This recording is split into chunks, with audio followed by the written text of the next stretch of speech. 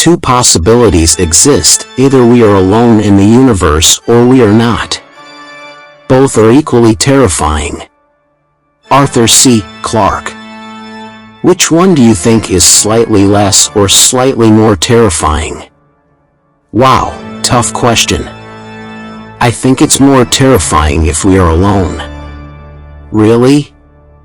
That's interesting. I find it ever so slightly more terrifying if we are not alone, just because of the unknown of what life is out there.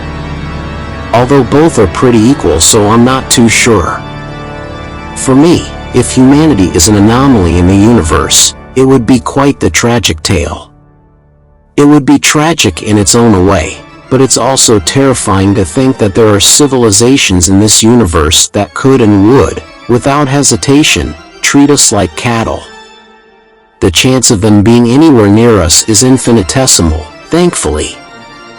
I don't know if either of them terrify me, but when I really sit and think about it, the concept that there's no other life intelligent or otherwise anywhere else in the universe is bewildering. You're telling me that not even a single species of bacteria might have formed? Not even a random fungal spore? That's only ever happened on this one singular planet? How? WTF even happened here? Even if we're still insisting that water is required, Earth statistically cannot be the only planet with water on, surely? Then again, I think I find the concept of the initial life forms here more confusing than life elsewhere. Like, how did a lump of atoms / various minerals / whatever suddenly develop the capacity for life? Where did it come from? Did two chunks of dirt hit each other too hard and accidentally discover the concept life? The thing with Earth is that 1,000 things had to go exactly right in the infancy of our planet for us to even be here. It would not surprise me if planets out there have come close, but things like the atmosphere / weather being not suitable for life derail it. Hell, look at Mars, our next door neighbor. They had water at one point, but have extreme cold weather and no magnetic field. I still think the probability of us being alone is not likely given the ever-growing size of our vast universe.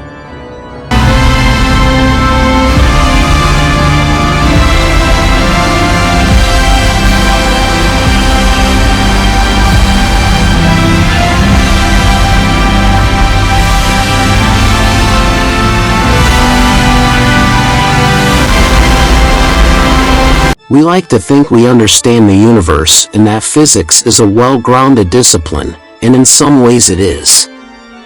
However, we have no idea what dark matter or dark energy is, and yet we think it makes up 27% and 68% of the universe respectively.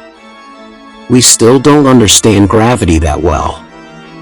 Our understanding of physics is still in its infancy. Isn't most of physics essentially describing events in a way that allows us to make predictions? But that is a long way from understanding the true nature of anything.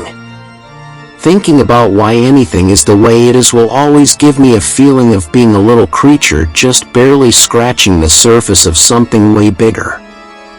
And I'm not even high. I was an engineering major, but we had a physicist in our department. One time he told us that reason we do engineering and physics is to be able to predict the future. I thought, surely he can't be right. Surely it can't be that simple. But the more I thought about it, the more it made sense. That depends on what do you mean with why. If you mean what is the cause that anything is the way it is, that is exactly what physics studies. And it's a worthwhile effort to uncover the rules that shape the universe and satisfy our innate curiosity. If you mean what is the purpose that anything is the way it is, that's really not an interesting question. There is no purpose, nature just is. And if there was, we as a species are so limited that would never have the means to grasp it. I believe this thought is still too human-centric. Life as we know it evolved and adapted within an extremely infinitesimally small pocket of this universe. Outside of that pocket, things get deadly very quickly. There may even be a chance there is purpose to the universe, however it's too arrogant to think this universe's purpose would revolve around humanity or life. Existence goes so far beyond the human condition, it's almost absurd. I don't agree. At best, physics can say to the extent of our observations, in the parts of the universe in which observe those things, Y follows X, and we predict that it will always do so, or that their relationship will vary with time by such and such formula. That's a long ways away from a cause for anything to be the way it is. Maybe someday we'll understand a lot more. Maybe even understand the cause of fundamental physical constants. But for now I don't think physicists can claim to study that. It's just observations and predictions, and human dreaming up models to fit these things. The true nature of anything is complete nonsense made up by humans. What is the true nature of something? How do you specifically define that? What measurements need to be taken? It's an abstract concept with no empirical basis in reality. Just sounds like hokey bullshit. I've never been a fan of metaphysical type philosophy because it's mostly just complete nonsense. If it's not determinable by experiment, it is not worthy of discussion. It's just this weird cognitive dissonance where we want to feel like there's something more than there is with reality. Seems weird to assume there is a why. I think that's just a human thing. Makes me think the simulation hypothesis might be true. Some recent observations by JWST about early universe formation run counter to predictions made if dark matter is really a thing. So there's something up in the standard model. My confidence is high we'll crack it eventually, but dark matter always seemed like hand-wavium to me. The final words of the Emperor Titus were, "I have but one regret." We don't know and never will what that regret was. Edit, on reflection it's even better, "I have made but one mistake." Supreme confidence. Einstein's last words were in German, but the nurse did not speak German, so we will never know what he said. Get your knee off my breathing tube. That most of human history is undocumented, and we will never know our entire history as a species. We didn't start recording our history until 5000 BCE. We do know we shifted to agrarian societies around 10,000 BCE, but beyond that we have no idea what we were like as a species.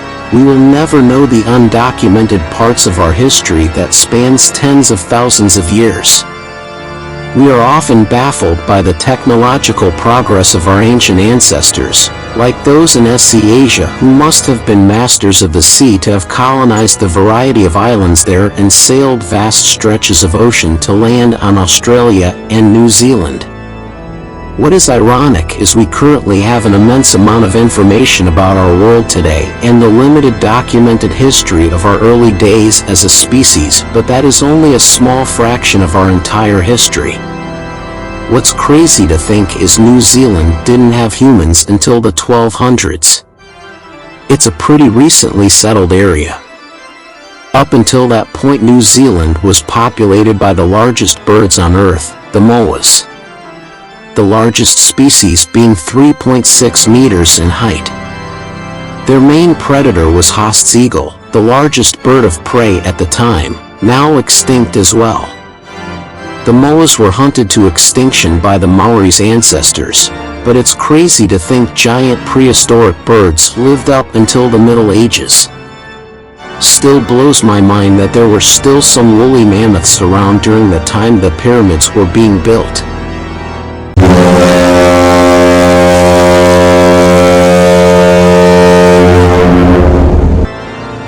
Blows my mind that Cleopatra, arguably one of the most famous pharaohs in history, lived and ruled around 2,000 years after the pyramids were built.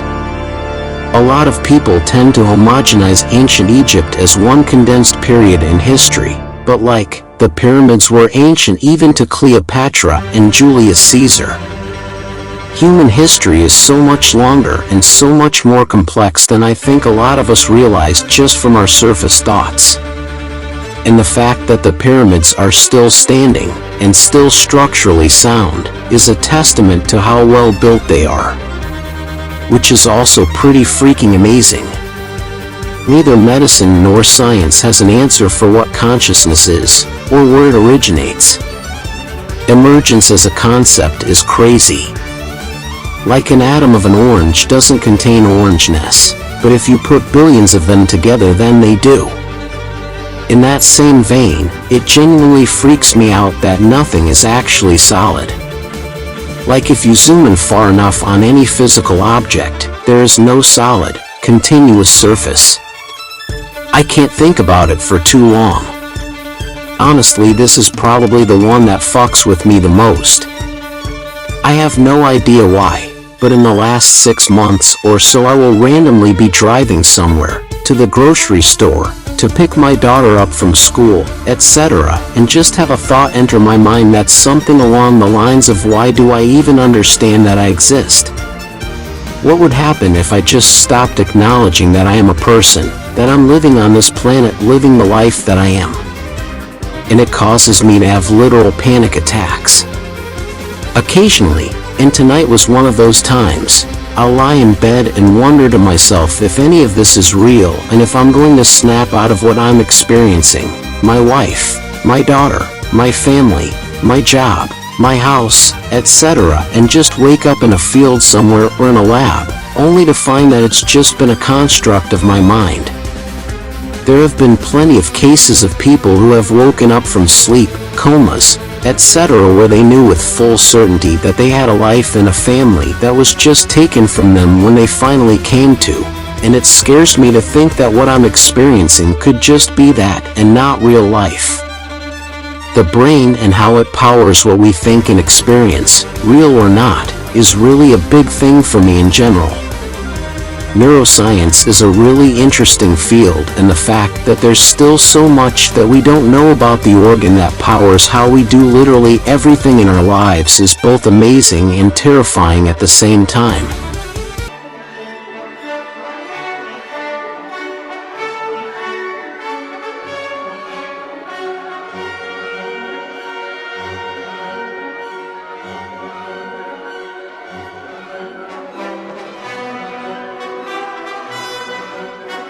How the universe is even possible. Why the fuck do we even exist? Does the universe have an end? If so, what's beyond it? What was there before the universe? I saw a comment in another thread like this one that was like, either something came from nothing, or something has existed for infinity. One of these scenarios has to be true. Just thinking about it completely broke my brain. I seriously thought reality was folding in on itself for a few minutes. No one knows exactly who founded Rome, or when.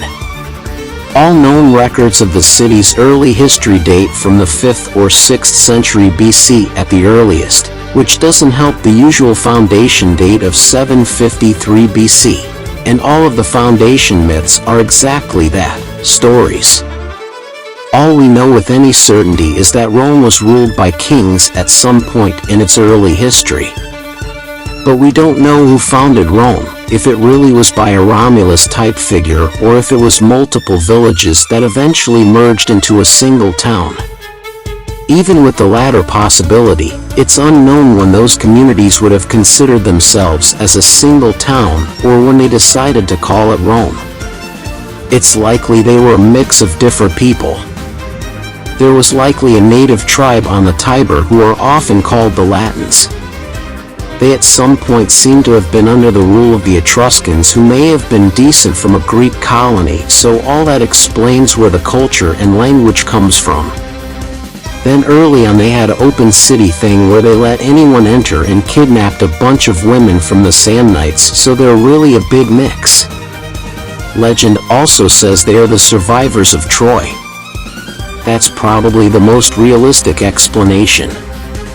I think the reason it's such a big mystery is that the foundation legend kept getting rewritten over and over again. and they like to make themselves seem more special. That's why they push the whole decent of Troy thing, probably to make themselves seem more badass. The uniform may have been inspired by Spartan and Trojan, hence all the red they loved. The Aeneid was a purposeful piece of propaganda.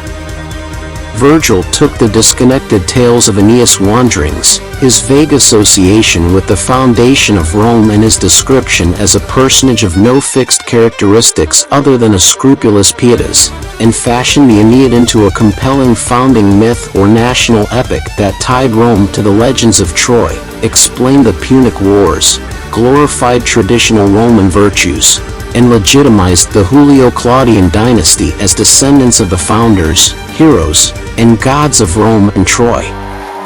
The reason for the Romulus and Remus story is because the Romans became ashamed of their original founding myth. It involved the kidnap and rape of the neighboring people they later considered allies and friends. Later stories were likely invented as the previous founding myth became simply uncomfortable with a history like that, though the truth of the rape of the Sabines could also be quite argued. Subscribe. Like. Bye.